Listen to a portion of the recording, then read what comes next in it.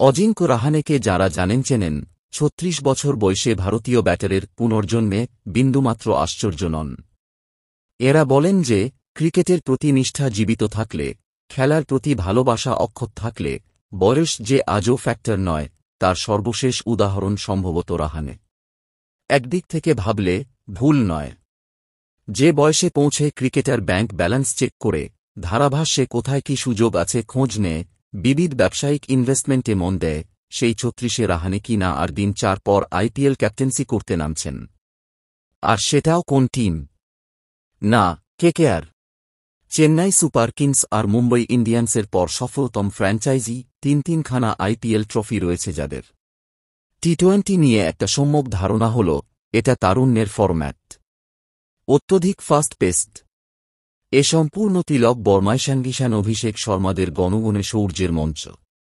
Cricket সায়ানে পৌঁছে যাওয়া এক সময়ের ক্রিকেটবীরদের এলাকা আইপিএল নয়। মহেন্দ্র সিং ধোনি, রোহিত শর্মা, বিরাট কোহলিরা ব্যতিক্রম মাত্র, কখনোই নিয়ম নন তাঁরা। যে তালিকায় এবার থেকে যোগ হল রাহানের নাম। ভেঙ্কটেশ আইয়ারের বদলে তাঁকে কেকেআরের অধিনায়ক নির্বাচন করা ছেড়েই দেওয়া গেল। গত সৈয়দ মুস্তাক আলী টি-20তে রাহানের রান দেখুন, ৮ ইনিংসে ৪৬৯ রান। স্ট্রাইক রেট প্রায় ১৬৫। জাতীয় টি-20র সর্বাধিক রান সংগ্রাহকের মালিকানা প্রাপ্তি। বিস্ময় নয়, আশ্চর্য নয়। আবারও লিখছি, রাহানে ঘনিষ্ঠদের কাছে এতটুকু আশ্চর্য নয়, বিন্দুমাত্র বিস্ময় নয়। এরা বলেন যে রাহানে ২-০ নেপথ্যে এবং একটা বিষয়ই কাজ করেছে, ঘরোয়া ক্রিকেটের সাধনা। কি রকম সে সাধনা? এটা প্রথমেই লিখে রাখা যাক, জাতীয় দল থেকে রাহানে আলোকবর্ষ দূরে। টেস্ট খেলেছেন শেষ বার ২০২৩ সালে। সাদা বলের ক্রিকেটে শেষ বার জাতীয় জার্সিতে অবতরণ তারও বহু আগে। দেখতে গেলে দেশের হয়ে ৮০টা টেস্ট খেলা রাহানের সামনে সে রকম আকর্ষণীয় তার না ছিল না, যা মধ্য ৩০-এর মুম্বইকরের রানক্ষুধার জ্বালানি হয়ে কাজ করবে। কিন্তু তার পরেও ক্রিকেট নামক সাধনা থেকে এতটুকু সরে আসেননি তিনি। যে যুগে জাতীয় ক্রিকেটারদের ভারতীয় বোর্ড চোখ না রাঙালে পারতপক্ষে ঘরোয়া ক্রিকেট খেলেন না, খেললেও ৩টের মধ্যে একটা খেলেন, সেই একই যুগের অধিবাসী হয়ে রাহানে নিয়মিত রঞ্জি খেলেছেন, জাতীয় টি-20 খেলেছেন, অধিনায়কত্ব করেছেন। বিজয় হাজারে ট্রফি শুধু খেলেননি, মুম্বইয়ের ভবিষ্যৎ প্রজন্মকে বঞ্চিত করা হয়ে যাবে বলে। আর হ্যাঁ, খেলা থাকুক না থাকুক, সকালে উঠে ঘণ্টা কয়েকের ফিটনেস ট্রেনিং, নেট বোলার ডেকে নিয়ে নিয়মিত ব্যাটিং অনুশীলন চালিয়ে যাওয়া তাঁর দৈনন্দিন কাজকর্মের মধ্যে পড়ে। ৩৬-এও আজও।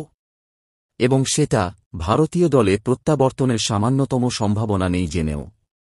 ইডেনেও তো ২খানা প্রস্তুতি ম্যাচে রান পাননি, ১০-১১-র গণ্ডিতে আটকে যেতে হয়েছে। মঙ্গলবার দেখছিলাম নেটে কি অসম্ভব প্রাণপাত করে যাচ্ছেন নাইট অধিনায়ক। বোলারের সমস্ত ডেলিভারি যে মাঝ ব্যাটে খেলছেন তা নয়। সুনীল নারিনের ডেলিভারিতে একবার বোল্ড হয়ে গেলেন। বর্ষিয়ান মঈন আলীর স্পিনও একাধবার বিপাকে ফেলল নাইট অধিনায়কে। কিন্তু তার পরেও হাল না ছেড়ে ফের পাশের নেটে চলে গেলেন নকিং করতে। নিগুড অধ্যাবসায় আর অনন্ত রান ক্ষুধা না থাকলে এ জিনিস কখনো সম্ভব। রাহানের ঘনিষ্ঠদের কেউ কেউ এদিন বলেছিলেন যে কেকেআর এমনি তাঁকে নিলাম থেকে পায়নি, অধিনায়কও করেনি, বরং আইপিএল দুনিয়ায় স্মার্ট বাই বলতে যা বোঝায়, রাহানের ক্ষেত্রে তাই হয়েছে। রাহানে ওপেনিং বা ৩ নম্বরে নেমে কি করতে পারেন তা চেন্নাই সুপার কিংস জার্সিতে দেখে নিয়েছে লোকে। এরা বলেছিলেন যে রাহানে ২-০ নেপথ্যে দুজন শরী, ২ প্রখ্যাত ভারত অধিনায়ক, সৌরভ গঙ্গোপাধ্যায় এবং মহেন্দ্র সিং ধোনি।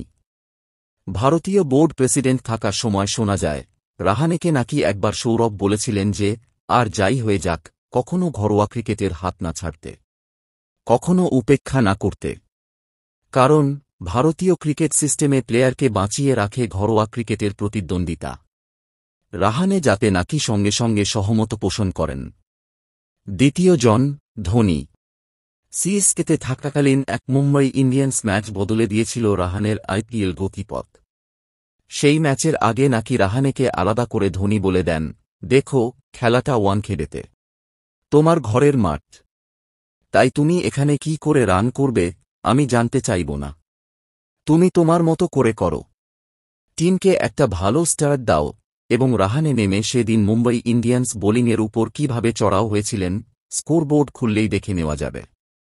এরা এও বললেন যে অধিনায়ক রাহানের থেকে যথেষ্ট চমক প্রত্যাশা করতে পারেন এবার নাইট সমর্থকরা।